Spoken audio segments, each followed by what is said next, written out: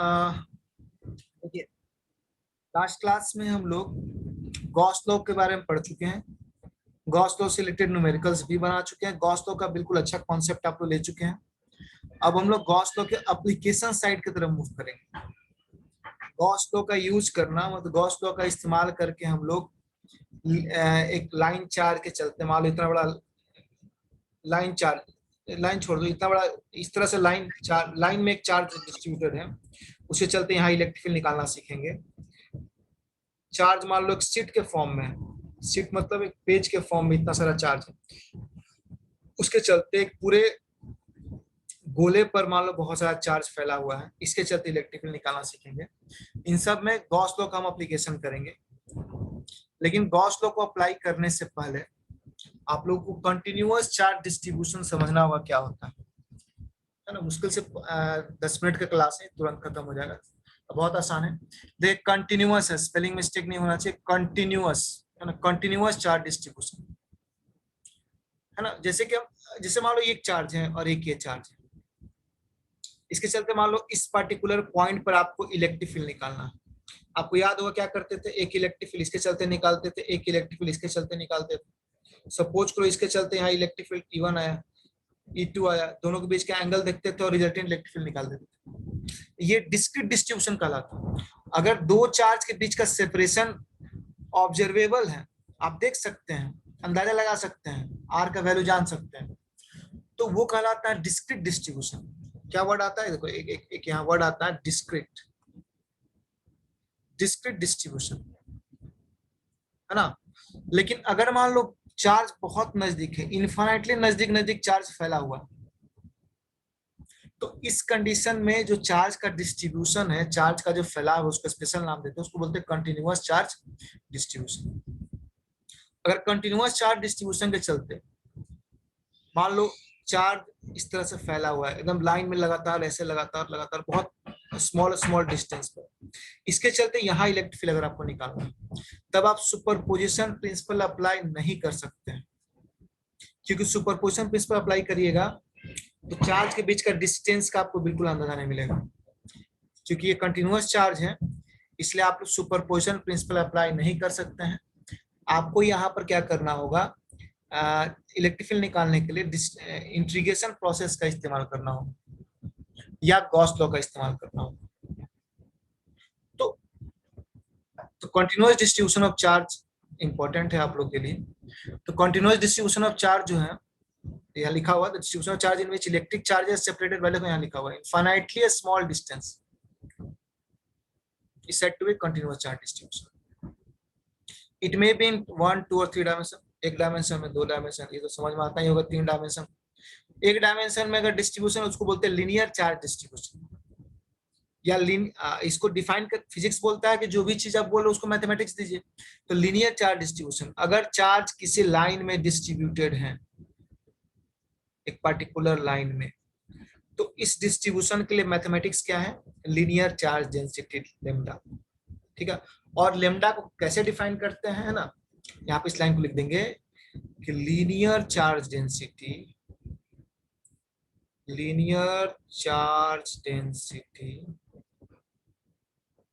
Lambda is defined as charge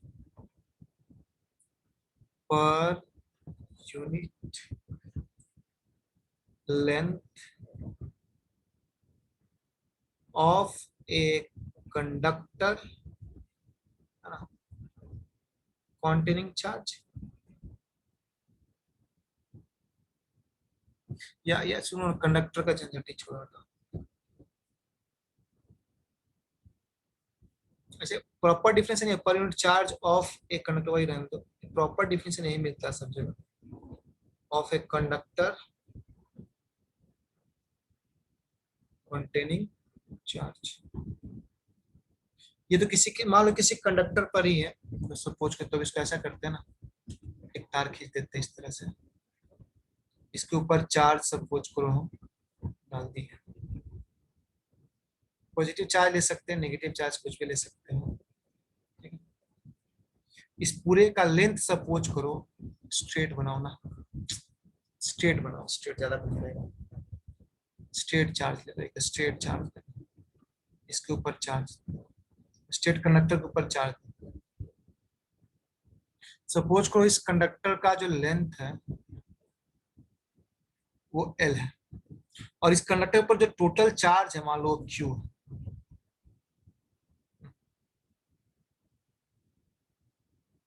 length इसका L है, total charge Q है, तो यहाँ पर लेमडा एक क्वांटिटी हम डिफाइन कर सकते हैं जो Q बाय L हो। बहुत सिंपल है, कुछ है नहीं इसमें। बस आपको ये जानना है कि लीनियर चार्ज डिस्ट्रीब्यूशन में एक क्वांटिटी आता है लीनियर चार्ज डेंसिटी लेमडा, और इसको डिफाइन करते हैं चार्ज पर यूनिट लेंथ या ratio of charge by length. ठीक है, तो ये चार्ज मान लो बड़ा था, अगर मान लो छोटा चार्ज रहा तो for small charge, small charge per unit small length, मतलब कहने का मतलब मान लो इसी का हम छोटा सा लेंथ लेते हैं, इसका एक छोटा सा लेंथ लेते हैं डीएल, जिसका कि चार्ज क्या है डीक्यू। ये छोटा सा लेंथ है डीएल, जिसमें कि चार्ज कितना डीक्यू है, तो फिर से लेमडा का वैल्यू क्या हो जाएगा डीक्यू बाय डी, मतलब लेमडा का वैल्यू नहीं बदलता। आप पूरा कंडक्टर का चार्ज बता पूरा लेंथ लीजिए, या छोटा सा कंडक्टर का छोटा लेंथ बटा चार्ज लीजिए, चार्ज बटा लेंथ लीजिए, लेमडा का वैल्यू कांस्टेंट होता है। ठीक है, ये दिखाने का मतलब मेरा यही है, बहुत सिंपल। इसका यूनिट क्या होगा बताइए, चार्ज हो गया पर मीटर हो गया, चार्ज का हो गया कूलम पर मीटर। ठीक है, तो पहला होगा linear charge distribution. Next second, second होता है surface charge, surface charge distribution. इसको मैथमेटिकली कैसे डिफाइन करते हैं, सरफेस चार्ज डेंसिटी, इसका मैथमेटिक्स है सरफेस चार्ज डेंसिटी। सिंबॉलिकली कैसे दिखाते हैं इसको, देखो सिग्मा से, ये सिग्मा है, सिग्मा दो तरह का होता है, ये सिग्मा और ये सिग्मा, ये कैपिटल सिग्मा, ये स्मॉल सिग्मा कहलाता है। इसको भी कैसे डिफाइन करते हैं, सिंपल सी बात, it is defined as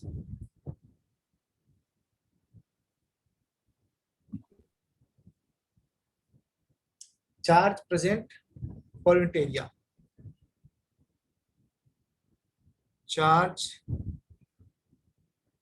present वहां per unit length per unit area, per unit area of a conductor. यानी क्या मतलब है कि सपोज कि हमारे पास कोई कंडक्टर है इस तरह का, एक कंडक्टर इस शेप का, इसके ऊपर चार्ज पूरा फैला हुआ है, प्लस चार्ज हम बार बार लेते हैं। इस पूरे कंडक्टर का एरिया मान लो एस है, और इस पूरे कंडक्टर के ऊपर चार्ज का वैल्यू कितना है क्यू। यहाँ पर फिजिकल क्वांटिटी सिग्मा कैसे डिफाइन होगा, क्यू बाई एस। अगर इसी का एक छोटा एरिया ले, तो इसी का हम एक छोटा एरिया ले जिसका वैल्यू मान लो ds है, और इसमें चार्ज कितना है dq है। ठीक है, फॉर स्मॉल एरिया या for small charge over small area. आगे वैल्यू इस तरह इक्वेशन आता है sigma equal to dq by ds, इस तरह की इक्वेशन आपको आएगा। ऐसे जब एक बार डिफिनेशन दे दे q बाई एस, तो छोटा चार्ज लोग छोटा डिस्टेंस, बात में कोई फर्क नहीं पड़ता, छोटा चार्ज छोटा एरिया ले सकते हैं, छोटा बड़ा चार्ज बड़ा एरिया। यूनिट क्या होगा, चार्ज का हो गया कूलम, और एरिया क्या होता है meter square, coulomb per meter square, ऐसा यूनिट हम दे रहे हैं जो उतना ही काफी है। थर्ड, तो बहुत सिंपल सिंपल, इसलिए बहुत जल्दी हम चल रहे हैं। थर्ड क्या होता है, वॉल्यूम चार्ज डिस्ट्रीब्यूशन। ठीक है, थर्ड होता है volume charge distribution,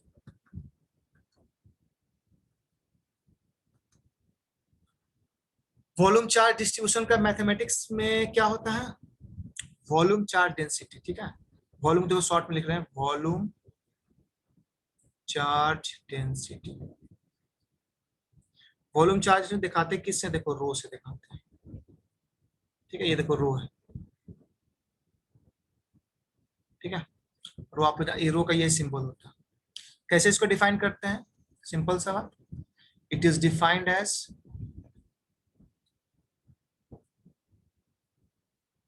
charge present,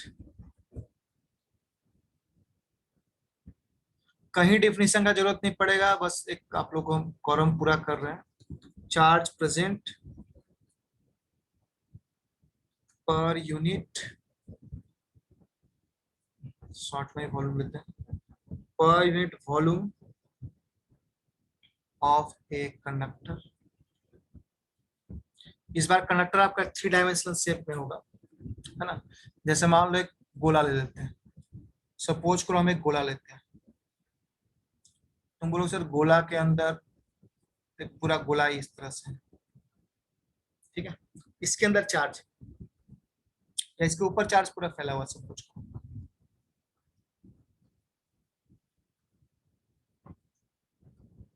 पूरा चार्ज फैला दो जितना मन, ठीक है। और ये जो है इसका वॉल्यूम भी है, इसके अंदर टोटल चार्ज कितना है, क्यू। देयरफॉर रो इक्वल क्या होगा, क्यू बाय भी। अब सपोज को इसका छोटा वॉल्यूम लेते हैं, इसके अंदर हम एक सपोज को क्यूब कंसिडर करते हैं,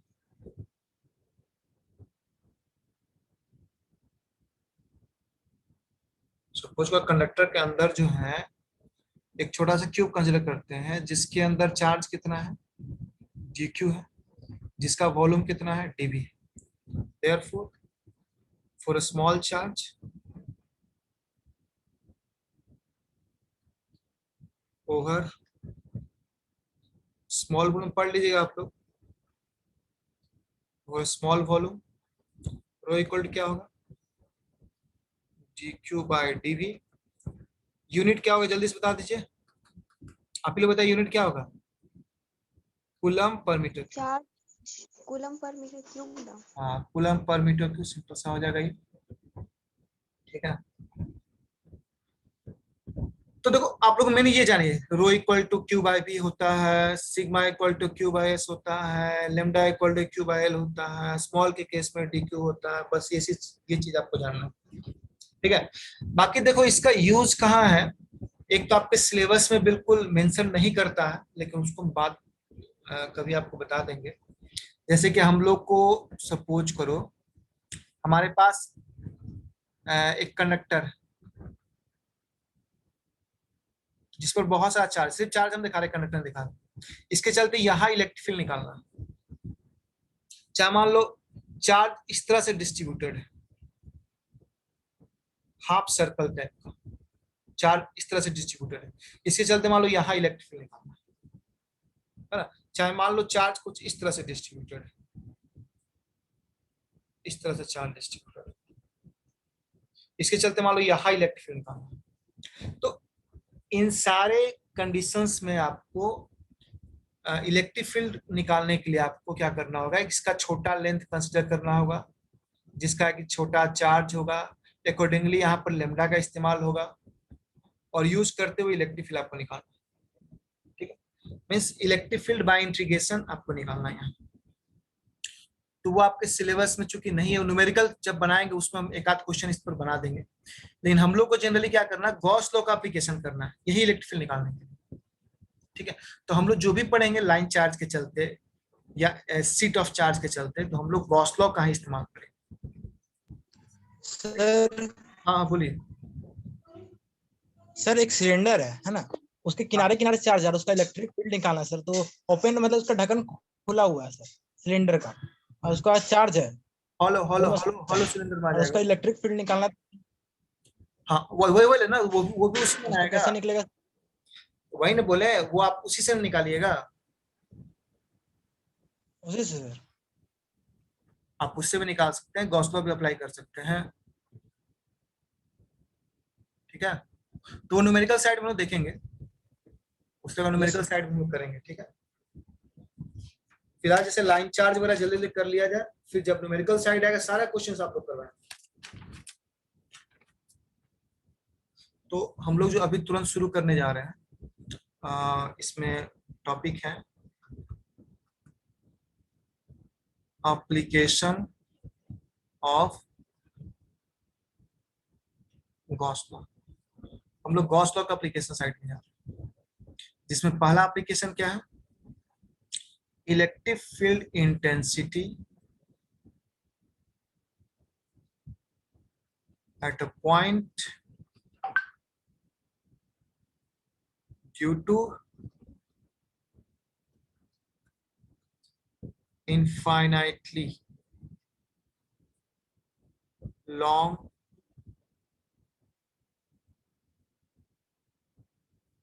line charge।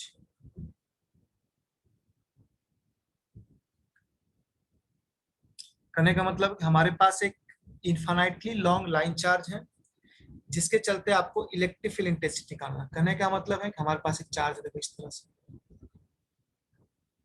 ये किसी ना किसी कंडक्टर पर ही होगा, लेकिन हम लोग गॉस लॉ अप्लाई करने के लिए क्या करेंगे, हम लोग स्ट्रेट लाइन में इसको बनाएंगे पूरा, कोई कंडक्टर यहाँ नहीं दिखाना जा रहा, सिर्फ चार्ज दिखा रहे हैं।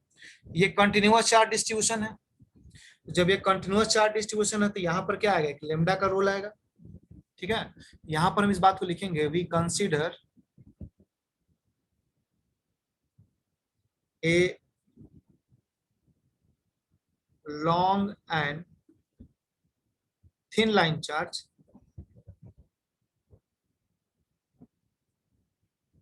With linear charge density. इसका कुछ लीनियर चार्ज डेंसिटी डिफाइन करते हैं, लीनियर चार्ज डेंसिटी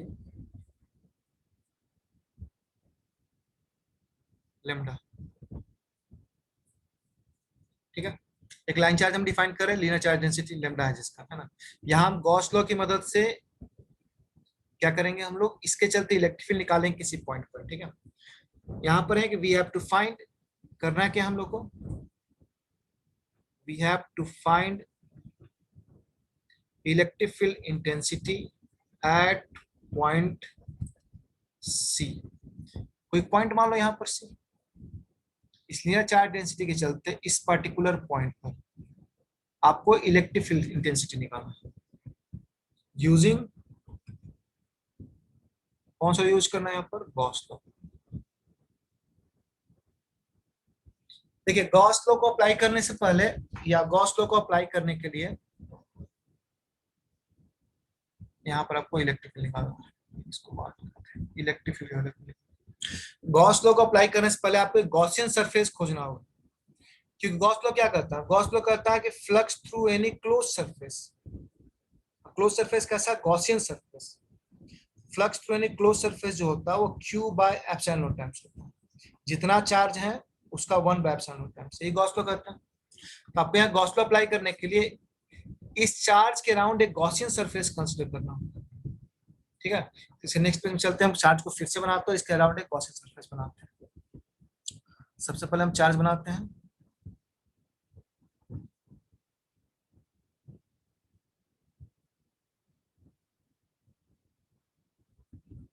ये हमारा लीनियर चार्ज है, इसका डेंसिटी आप लेमडा माने हो ऑलरेडी।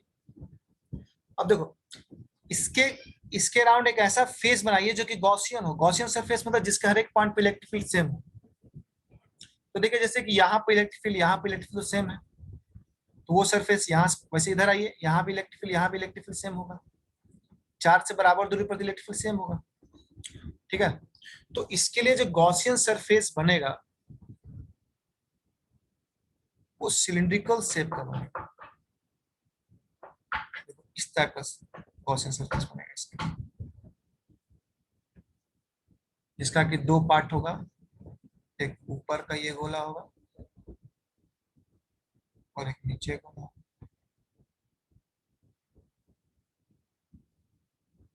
ठीक है,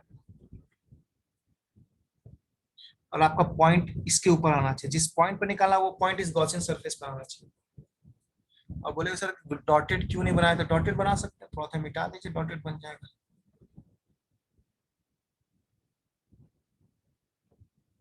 जहां तहाँ मिटा दीजिए, गॉसियन सरफेस ही बन जाएगा।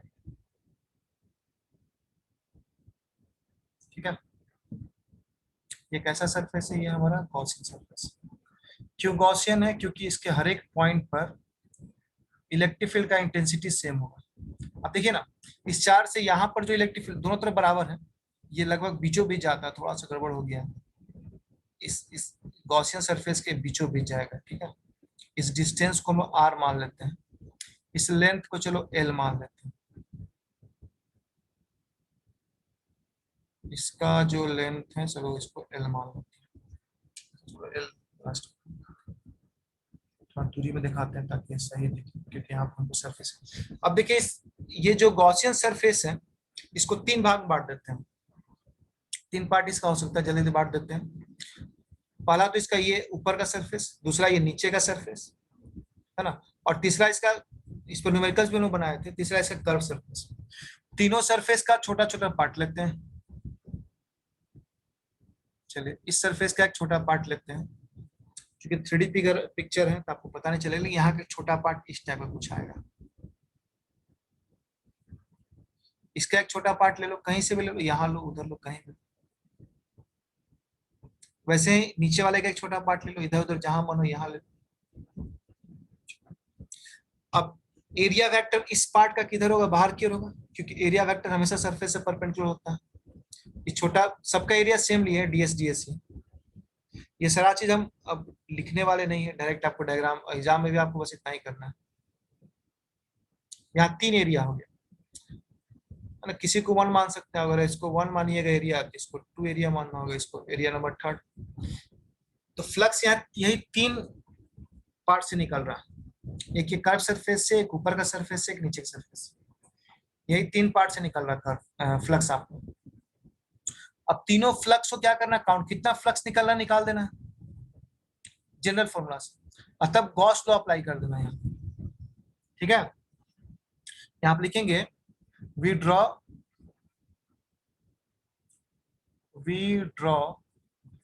a cylindrical Gaussian surface, cylindrical Gaussian surface। ठीक है, अब लिखेंगे flux through this surface. Flux क्या हुआ इस सरफेस से, φ1 प्लस φ2 प्लस φ3, तीन तरह का फ्लक्स निकलेगा। इधर वाले फ्लक्स जो निकल रहा है इसको φ1 मान लेते हैं, इस पूरे कर्व से। इधर से जो फ्लक्स निकल रहा चलो इसको φ2 मान लेते हैं, सॉरी φ2 इसको मानते हैं। चलो इधर जो फ्लक्स निकल रहा है इसको φ2 मान लेते हैं, और यहाँ से जो फ्लक्स निकल रहा है φ3 मान लेते हैं। तीनों फ्लक्स निकालते हैं। फ्लक्स का जनरल फॉर्मूला क्या होता है, इंटीग्रेशन ई डॉट ds। अगर क्लोज रहा तो, ओपन सरफेस रहा तो ई डॉट ds। चलो पहला सरफेस की बात करते हैं, यही फॉर्मूला लगाते हैं पहला सरफेस के लिए, ई डॉट ds। ठीक है, ये हो गया पहला सरफेस के लिए। काम करते हैं, पहला को चलो हम थोड़ा सा रोमन नंबर से दिखाते हैं, ज्यादा अच्छा रहेगा। ये हमारा पहला सरफेस, ठीक है। वैसे ही ये हमारा दूसरा सरफेस, रोमन नंबर से दिखा रहे हैं, ठीक है। और इसको हम कहते हैं तीसरा सरफेस। तो पहला सरफेस से इंटीग्रेशन होगा इसका, फिर आ जाओ दूसरा फ्लक्स निकालने के लिए दूसरा सरफेस पे इंटीग्रेशन होगा ई डॉट ds। तीसरा सरफेस से इंटीग्रेशन होगा ई डॉट ds। बहुत आसान है, करते जाए। पहला सरफेस में इलेक्ट्रिक फील्ड किधर जाएगा, देखिए प्लस से इलेक्ट्रिक फील्ड इधर क्यों जाएगा, अरे प्लस चार्ज से इलेक्ट्रिक इधर क्यों जाएगा ना। इलेक्ट्रिक फील्ड और ds हमेशा 0 डिग्री एंगल पर, तो इसका इंटीग्रेशन क्या आएगा फर्स्ट सरफेस के लिए, ई ds cos 0। सेकेंड सरफेस में आइए, ई ds। सेकेंड सरफेस का देखिए, सेकेंड सरफेस में अगर यहां बात करें तो इलेक्ट्रिक फील्ड प्लस से इधर की ओर जा रहा है, यहां भी देखिए इस प्लस से इलेक्ट्रिक इधर की ओर जा रहा है। तो यदि सेकंड सरफेस में अगर देखें ई और डीएस के बीच का एंगल तो क्या होगा 90 होगा, ये 90 होगा। थर्ड सरफेस के में 90 होगा ई और डीएस के बीच का एंगल, यहाँ भी cos 90 होगा और थर्ड सरफेस के इंटीग्रेशन में भी ई डीएस cos 90 होगा। cos 90 का 0 होता तो बचा क्या, इंटीग्रेशन बाहर, इंटीग्रेशन फर्स्ट सरफेस डीएस। यहाँ ई बाहर क्यों निकल गया, क्योंकि गॉसियन सरफेस का हर एक पॉइंट पर इलेक्ट्रिक फील्ड क्या होता है, कांस्टेंट होता है, बाहर निकल गया, ये सब पार्ट खत्म हो गया। मैंने तो यहाँ 0 0 एक बार लिख लिया। ई अब रहा डीएस का इंटीग्रेशन, डीएस मतलब कर्व सरफेस का जब इंटीग्रेशन करेगा तो कर्व सरफेस का एरिया निकलेगा। और कर्व सरफेस का एरिया क्या होता है, क्या होता है जी 2 पाई आर एल, तो 2 पाई आर, आर मतलब इसका जो रेडियस, ठीक है। वी ड्रॉ गॉसियन सरफेस,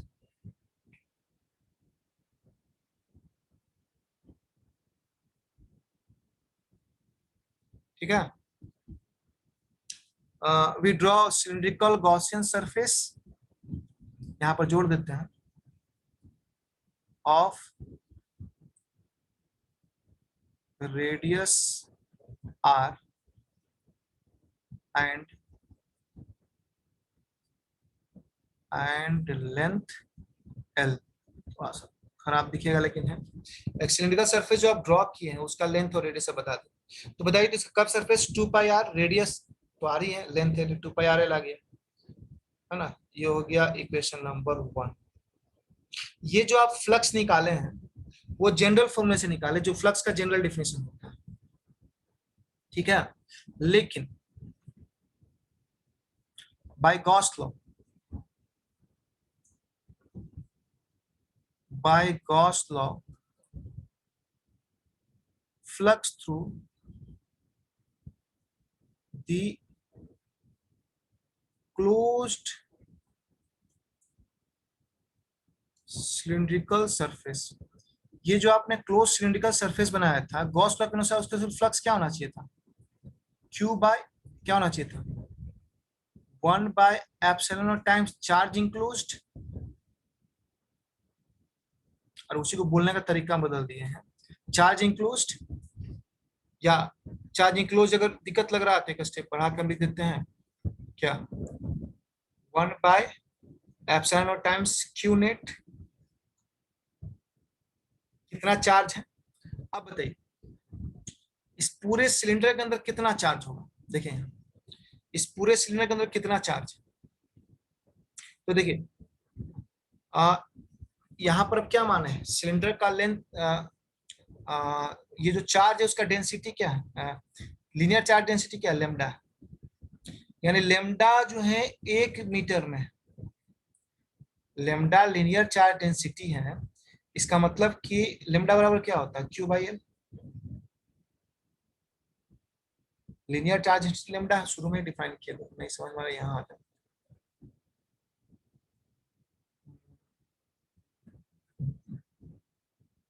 इसके जस्ट पीछे देखो, हाँ, इसके बाद हम पेज कहाँ गए,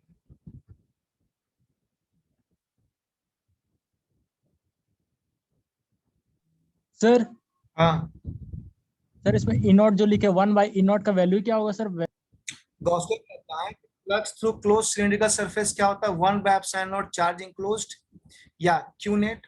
कहने का मतलब है कि यहाँ जो हमारे पास लाइन चार्ज था ये तो इनफाइनाइट लेंथ का था, इनफाइनाइट था, लेकिन इसका कुछ ही पोर्शन को तो सिलेंडर कवर कर रहा, गॉसियन सरफेस, तो जितना ये चार्ज को कवर कर रहा उस चार्ज का वैल्यू यहाँ रखना है, ठीक है। तो यहाँ कैसे लिखे, तो देखो इसके लिए उपाय है, हमारे पास लेमडा बराबर क्या डिफाइन करते हैं हम लोग, dq बाई dl डिफाइन करते हैं।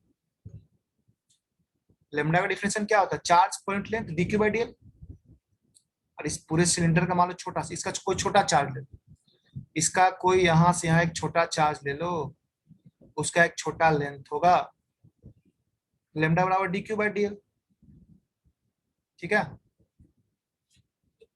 अब यहाँ पर क्या है कि ये पूरे सिलेंडर का जो है, एक मिनट डायग्राम, चलो ठीक, अब लेमडा इक्वल टू क्या होता है, D Q by D L होता है, और lambda equal to Q by L भी होता है।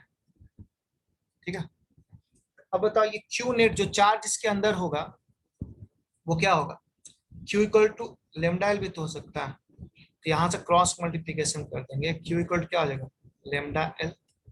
क्योंकि ये जो चार्ज है उसका वैल्यू तो हमको नहीं पता, इस सिलेंडर के अंदर कितना चार्ज उसका वैल्यू हमको नहीं पता, लेकिन पता क्या क्या है, हमको पता है कि लेमडा क्या है, चूंकि लेमडा हम माने हुए हैं, हमको पता है कि कितने दूर तक ये फैला हुआ है, एल लेंथ में फैला हुआ है ना।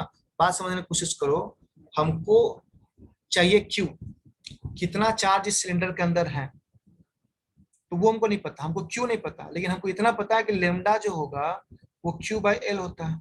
लेमडा हम लोग ऑलरेडी डिफाइन किए कि इसका इस चार्ज का कुछ अपना लेमडा है ना, और एल तो ऑलरेडी हमको पता है लेंथ है।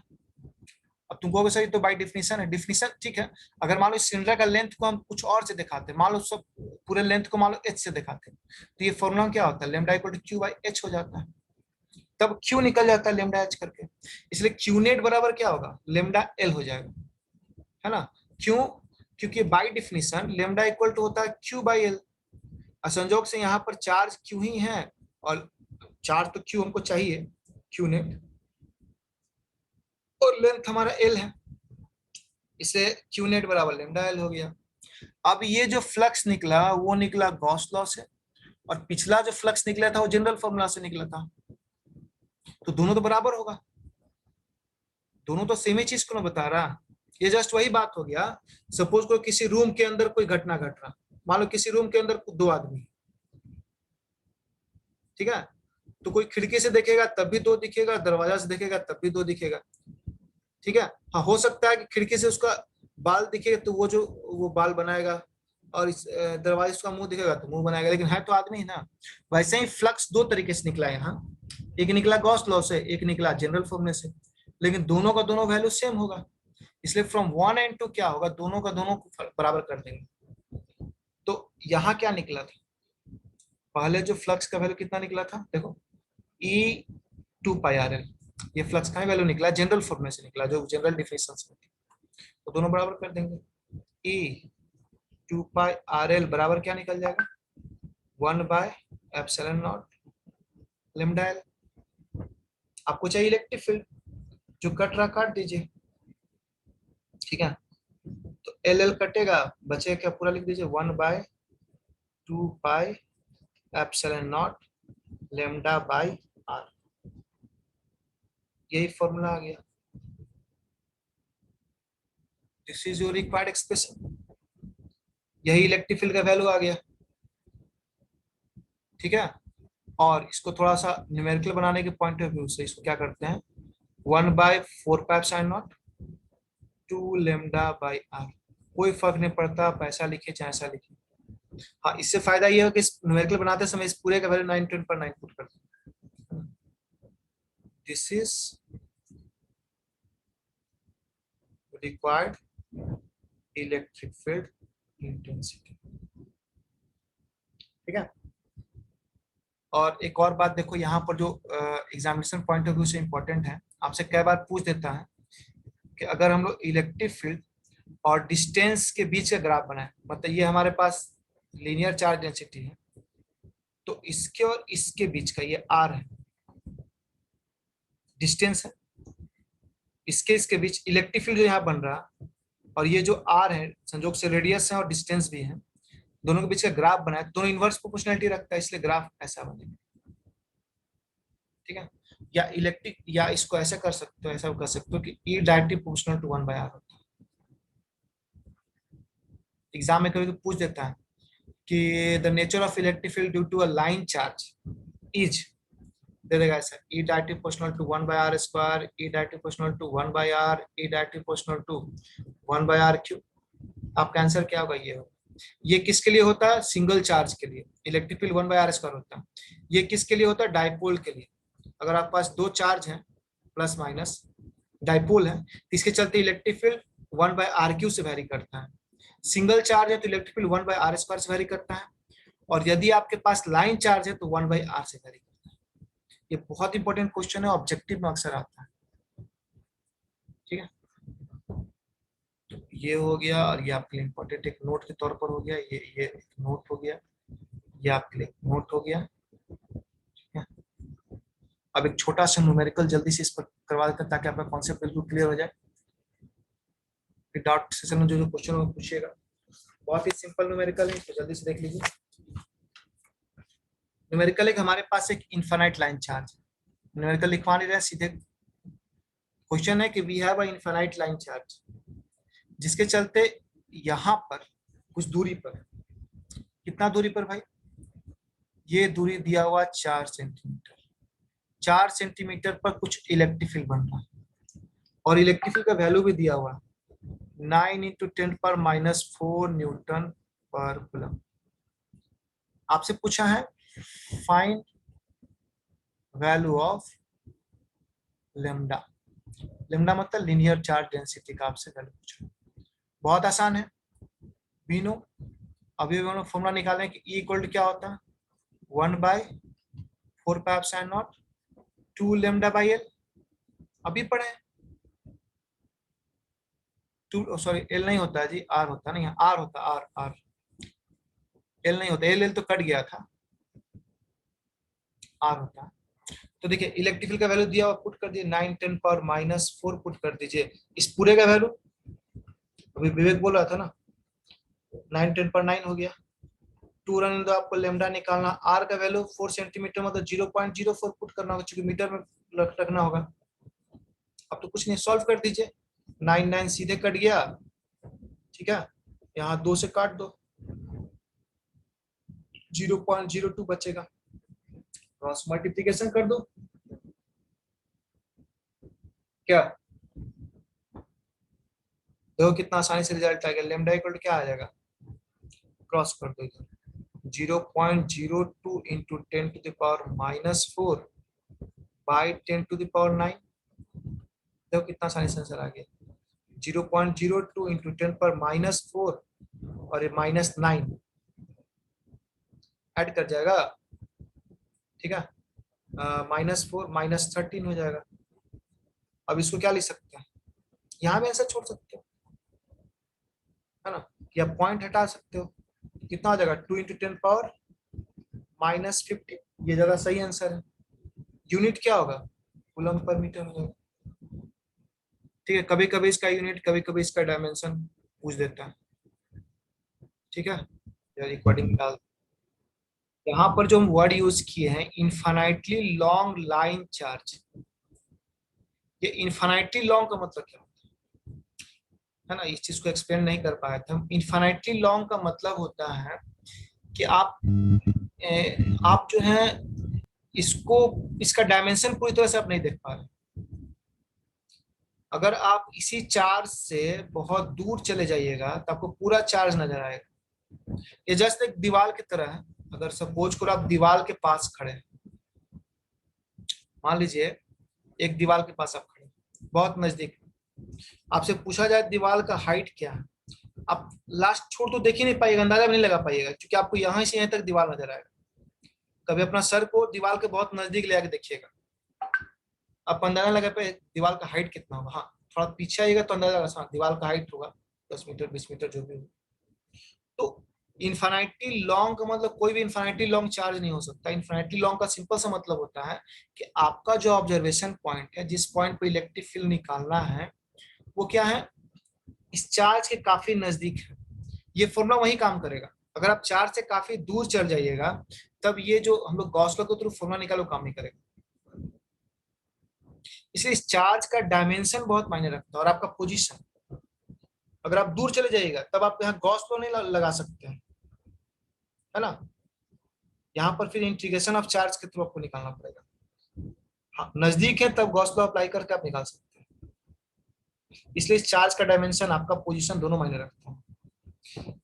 जैसे कि आप लोग जो सेकंड पढ़ाएंगे आप लोग, उसमें क्या है ना, उसमें आपका infinitely long thin charge plate है, मतलब एक प्लेट है चार्ज का, मतलब चार्ज फैला हुआ एक प्लेट की तरह पूरा फैला हुआ है, और ये भी इन्फिनिटली लॉन्ग या इन्फिनिटली लार्ज है। इसमें भी सिंपल सा मतलब है कि चार्ज के बहुत नजदीक से इसको देख रहे हैं। मतलब आपका ऑब्जर्वेशन पॉइंट बहुत नजदीक है इस प्लेट का, चार्ज से भरे हुए इस प्लेट के काफी नजदीक है आप, तो ये आपके लिए इनफाइनाइट हो जाएगा। इसलिए जब भी कोई क्वेश्चन आता है तो उसमें डायमेंशन का बहुत अहम रोल होता है। अगर जैसा क्वेश्चन पूछ रहे थे कि सिलेंडर है, अगर उसका डायमेंशन आपके ऑब्जर्वेशन पॉइंट के नजदीक है तो रिजल्ट यही होगा।